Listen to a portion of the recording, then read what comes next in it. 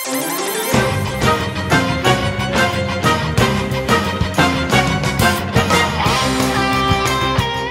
are you playing, Toby? We're going to move it on now. Alright, so this week was my birthday. And Yes. for my birthday, my lovely wife Karina, she bought me The Witness on a PlayStation 4. That's $40, right? It was £30, so Okay, probably about yeah, $40. about the same, yeah. Yeah. And yeah, so this game is a puzzle game. It's like an open world exploration puzzle game. And the whole game revolves around you solving line puzzles. So you get these little grids, and there's like different coloured dots or squares or shapes or whatever, and you've got to figure out how to draw the line on the grid to separate them into we'll just separate them from each other, like, because there's rules like black and white squares can't be together. If there's two coloured stars, they need to be together, but you can't have four coloured stars, and you can't have one coloured star. So there's like lots of these little intricate rules that the game teaches you, but there's no tutorials. And so the way you learn it is just by doing the puzzles, and the puzzles start very simple, and then you can't solve it until you've learned how to do it. So it's sort of a trial and error thing, but the more you play it, the more you learn it. And then there's like environmental puzzles, like, for instance, there's like trees, and you get these puzzles that look like sort of a silhouette of a tree. So there's like the branches that come up, and on the tree next to the puzzle there might be an apple on a specific branch, and then you've got to figure out, if you follow a line on the puzzle, how would it lead to that apple. So it's stuff like that.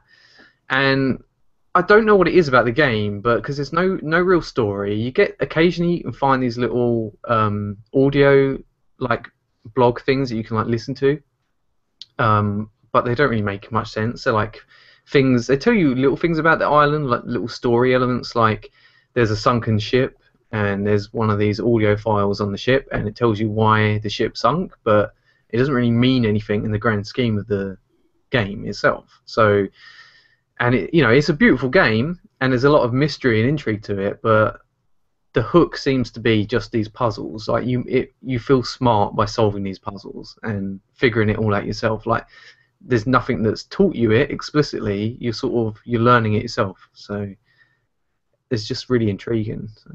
For someone that might be coming into it for £30 though, or $40, is it? Here's the thing. If you don't like puzzle games or games with a lot of like puzzles in them, and you get frustrated if you can't do it, then I'd say skip it. Because there's no, other than the puzzle element, there's not really a lot that keeps you wanting to play. Yeah. If you're the sort of person that loves crosswords and Sudoku puzzles, like, you would probably love this game. But yeah, that's what I heard too. Yeah. I'll be passing on it because I'm not very smart. So I don't think it would be the sort of game that Bobby would like. So. What's that supposed to mean? Oh, well, it's not alright. So it's not like backhanded compliment, man. Like no.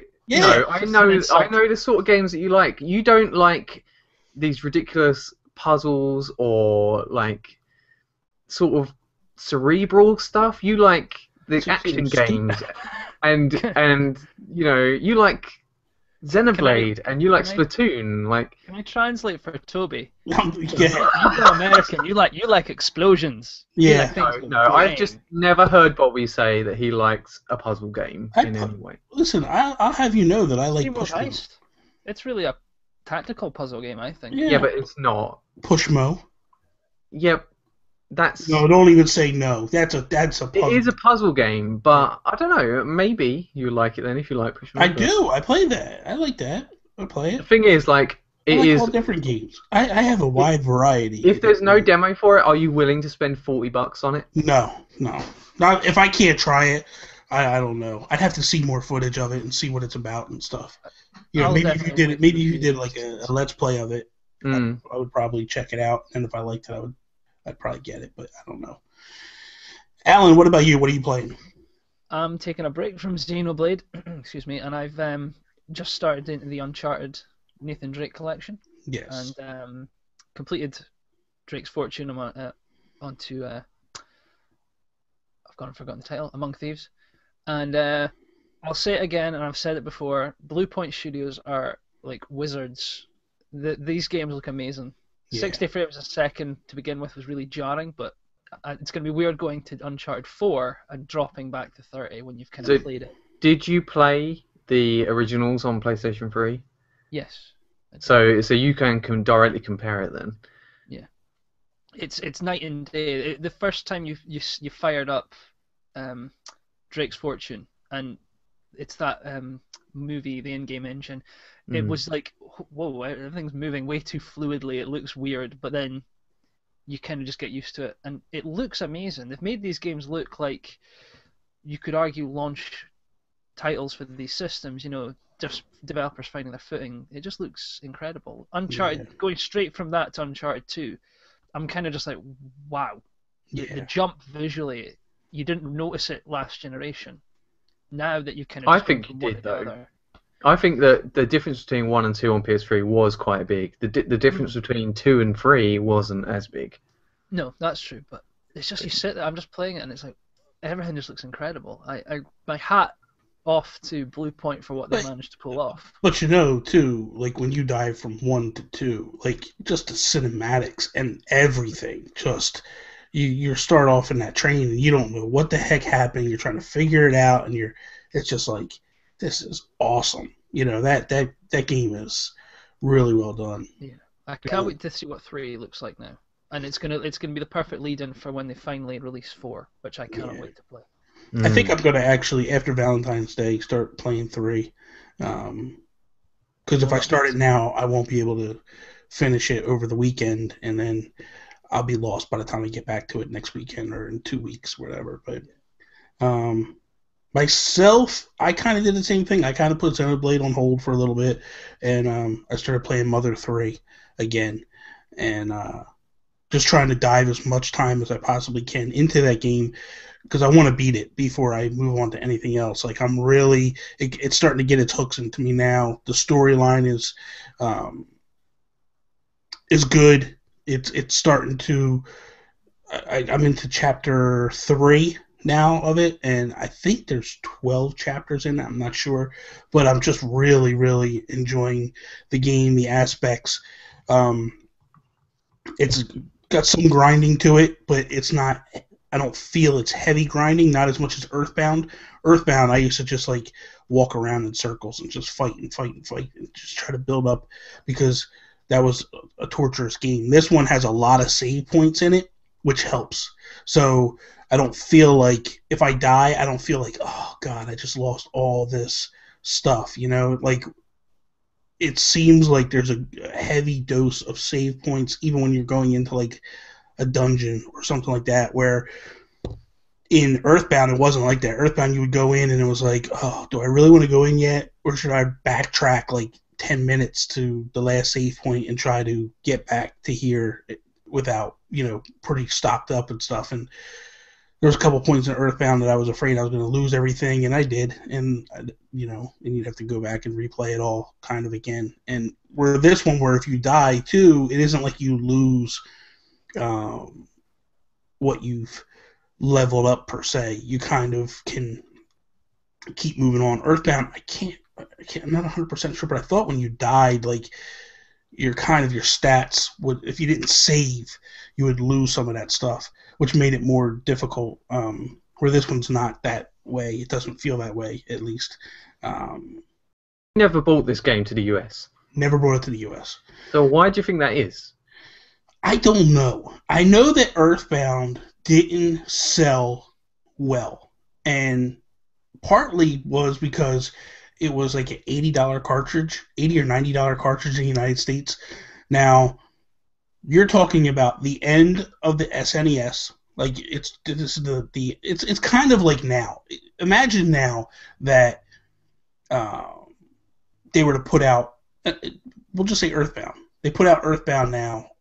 Not even that. Let's say they put out a Zelda game, or just not even, I guess you can't even say that. Like, they just let's just say they put out a game now. It's a good role-playing game, Xenoblade. Okay, that's a perfect example. Let's put Xenoblade out, not when they did, about June, right around E3, and they put it out for almost double the price of what a regular game is, okay? Yeah, it comes packed in with a strategy guide and all that stuff, but you're talking double the price. And it's at the end of the system life cycle. Not a lot of people would buy it. Now, turns out Xenoblade's a good game, just like Earthbound was. But the problem was that people were moving on to the next consoles. Um, Sega had already moved on, so a lot of people were jumping on to the next Sega system. $80 for a game back then was a lot of money, and I was a kid. My mom wouldn't buy it for me. I did get it, but it also had, like, for the time, kind of weird looking graphics. I think it's still weird looking, very unique. Yeah, but you know what? I think it's grown a little bit because of the pixel art. Like, now you look at it and you go, oh my god, this is really good, because at the time we were kind of advancing. You got to think Donkey Kong Country came out and all that stuff, and the graphics were starting to move to polygons and all that stuff, and people were moving away from those pixel art type things, you know. So I felt like that was why Earthbound didn't sell well, which in translation, it fell apart. Now, they originally tried to do Earthbound 2 on the N64. And there's an article or a story that if you read with Itoi, Miyamoto, and Iwata, the three of them talk about, because they all made this game, Mother 3. When they talk about what happened and why the game fell apart and why Earthbound 2 just didn't happen. And it was supposed to be more 3D like. So it was going to be like a Mario 64 or a Zelda Ocarina of Time type feel to it, as opposed to the way it was. I believe Unseen 64 did some stuff on it and explained why it fell apart, but it was just a lot of nonsense.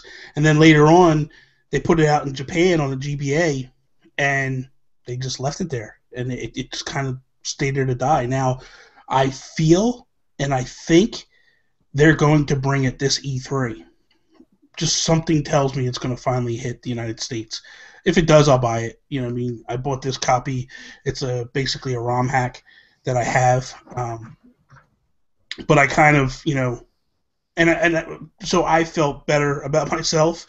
I actually bought Earthbound on Tony's Wii U, so I felt like I was giving Nintendo some money. And I know people are going to be like, oh, you're crazy. That's nuts. But I don't know. I feel weird about ROM hacks and stuff like that. So I felt like if I did this, all right, let me give Nintendo a little something so I don't feel as guilty for buying it. I think it makes sense for them to bring it because they bought the Mother 1 game, like the Earthbound Beginnings. Yeah. So they bought that to the Virtual Console. So and they've obviously Earthbound's out. Yeah. I think if that Earthbound Beginnings sold well enough, then it's kind of like it'd be like they're doing fan service by putting Mother 3 out, and it probably won't cost much because you know you've got the ROM already. So. Well, the thing is, they'd have to. The people that did the translation, the English translation, they basically told Nintendo, like, you can have it, you can take it. You know, we just want this game brought to the United States. We did the work for you, take it. You know, and so, and Earthbound Beginnings did sell really well. You know, if you look on, I don't know how it did in Europe, but when I go on the eShop and I look it up as bestsellers, it comes up in the top 10. So it's a good selling game. It did what it needed to do. I would love to see it brought over. Like, graphically, it's better than Earthbound, which you would expect. But being a GBA game at that time, it's crazy there was a better. Now, and it did just come to Japan on the Virtual Console. So they re-released it in Japan on Virtual Console. And what they did actually was they did how they do the eShop cards. They did special edition Mother 3 eShop cards. So they're like red and they got the logo on and all that stuff. So I hope it does come eventually. So could you see Nintendo doing a sequel now on NX or whatever it's going to be? I would love them to. I really would. Do you think that sort of game would still sell well, like as a big budget game? I don't know that they would really have to go big budget. I would just say go pixel art. You don't really need to go. I don't think they will, though. I don't think they would do anything more advanced. I think they would keep it pixel art. maybe change the arts. They might change the arts. I don't know, but I think that if you keep it pixel art, the only problem is Itoy said he would never do another game. He says he has no interest in doing another game. Now I know Nintendo owns the rights, but I don't know whether Nintendo would just kind of be like, okay, we're going to do it on our own. I did jokingly say to you the other day though that Square Enix, that's the whole deal. They're partnering with Nintendo on the new Earthbound. That's why we got Cloud and Smash Brothers. Could be something like that. I don't know that I would want Square to touch it. I think you got a lot of good RPG makers within Nintendo that could really do it justice. So I would rather Nintendo kept it and did it. But I don't know. It's interesting. And then you look at like Lucas. Lucas is a huge character for Nintendo, and he's never been in the United States. Like Nintendo, like United States people love Lucas. I mean, I bought the Japanese Lucas before it even hit the United States. Like I love Lucas, but he's a character that never came to the United States. So people are just like, that's crazy, you know? So